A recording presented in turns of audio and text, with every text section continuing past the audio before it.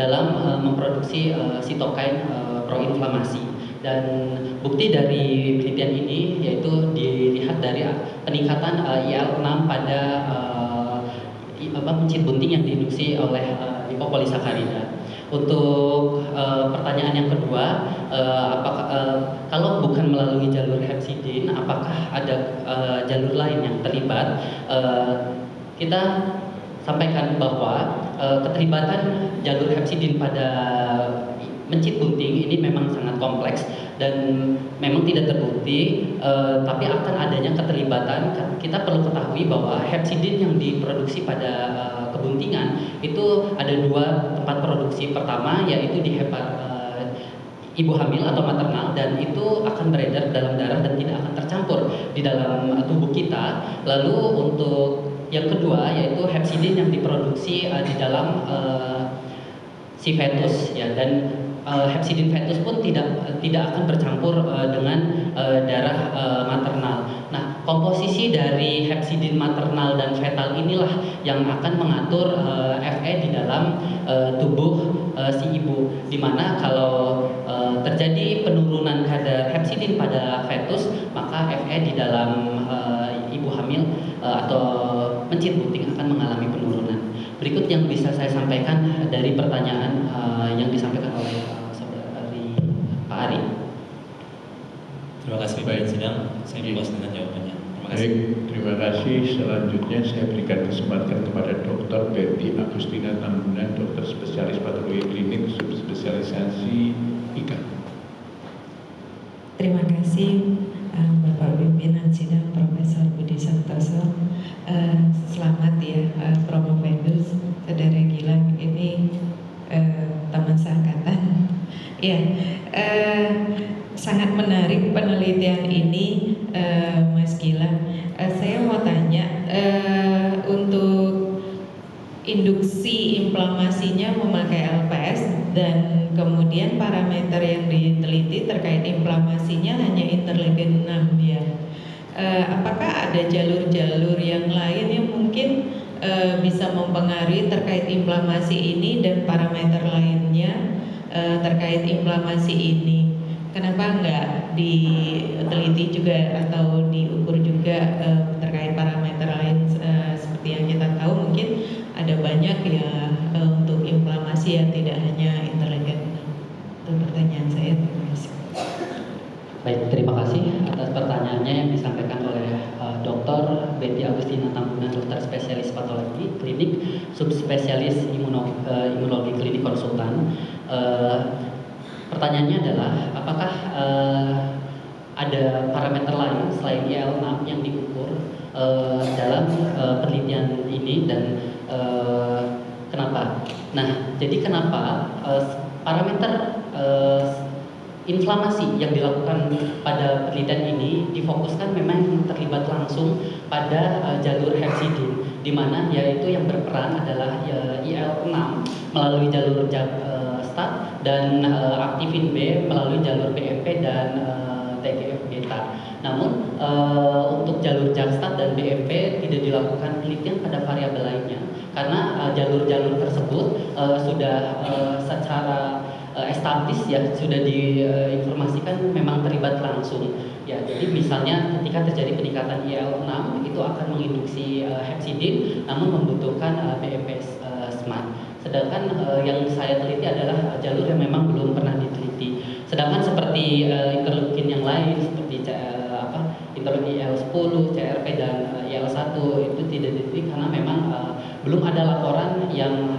secara nyata terlibat langsung dan sekuat IL-6 dan aktivin B dalam berperan menghasilkan hepsidin dalam proses inflamasi. Sekian yang bisa saya sampaikan, saya ucapkan terima kasih. Ya, saya puas, terima kasih. Baik, terima kasih kembali. Selanjutnya Dr. Muhammad Subhan, spesialis paru, MM, FEPSA, FISA, panjang sekali. Saya persilakan.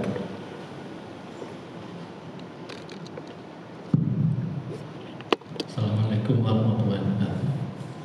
Terima kasih kesempatannya Bapak Sidang. Selamat untuk Mas Gilang.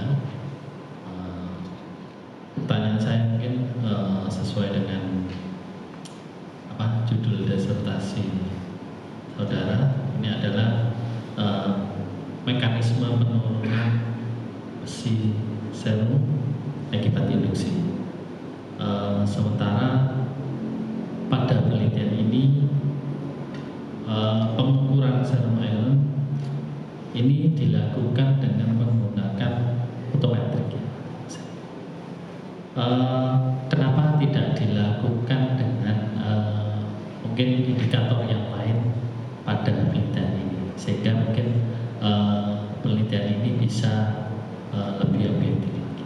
Terima kasih. Ya, baik. Terima kasih atas pertanyaannya dari Dr. Muhammad Subhan, spesialis paru, FA, PSR, FISR. Pertanyaannya adalah mengapa melakukan pengukuran besi serum menggunakan metode fotometrik dan tidak dilakukan dengan metode lain. Kita ketahui serum iron atau besi serum adalah pemeriksaan laboratorium yang mengukur kadar zat besi dalam serum, dan serum iron mengukur konsentrasi besi yang terikat pada protein transferin yang berfungsi untuk mengangkut zat besi dalam darah. Nah, pemeriksaan ini dilakukan untuk mendeteksi kekurangan atau kelebihan zat besi dalam tubuh yang dapat menyebabkan berbagai masalah kesehatan termasuk anemia. Dan metode yang umum dilakukan di lapangan atau di laboratorium yaitu secara fotometrik. Jadi saya melakukan metode ini juga ini supaya aplikasi di dalam lapangan sesuai dengan yang saya lakukan. Namun kita perlu ketahui Fe dalam serum ini merupakan senyawa kimia yang mampu bereaksi dengan larutan yang menjadi berwarna. Nah, warna inilah yang hanya mampu bisa dilakukan pengukuran fotometrik. Kenapa tidak dilakukan dengan ELISA? Kenapa tidak dilakukan dengan imunohistokimia? Karena pengukuran ELISA dengan imunohistokimia menargetkan itu didasarkan pada reaksi antigen dan antibodi, sehingga Fe bukan merupakan protein yang tidak memungkinkan menggunakan reaksi antigen antibodi. Itu yang bisa saya sampaikan. Saya ucapkan terima kasih. Terima kasih. Dan kita berhenti sejenak.